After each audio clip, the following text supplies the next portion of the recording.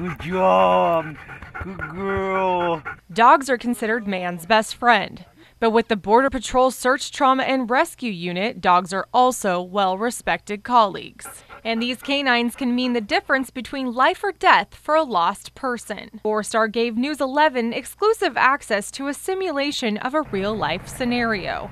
Lost subject that had taken his ATV out for a ride. His ATV had engine trouble. He hiked on foot up the side of a mountain to get cell phone signal. When he called his wife, his cell phone died. Then she called the authorities and they notified Borstar. So what might show up right now clearly to you and I could in a mile or two disappear into the rocks or up into the side of one of these mountains. And if that's the case, you need a canine because what we can't see, they can smell. We found a broken down ATV. We can use a canine. The canine and his handler are one unit, working together to locate a lost subject. So they called in, they relayed the GPS coordinates. .330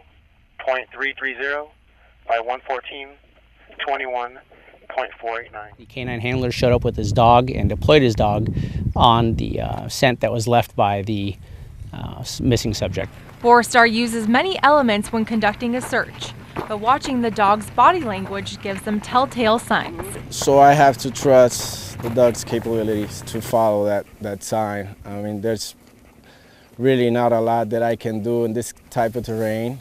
I have to rely on my canine. Wagging tail, tension on the leash, that means they're onto something. He's trained to follow tracks, ground disturbance, human scent, or he can air scent. And when he gets the scent of the person, he will take off running to the person, do a loop, come back to me. He will sit down and show me where is the person, and he will run back to the person.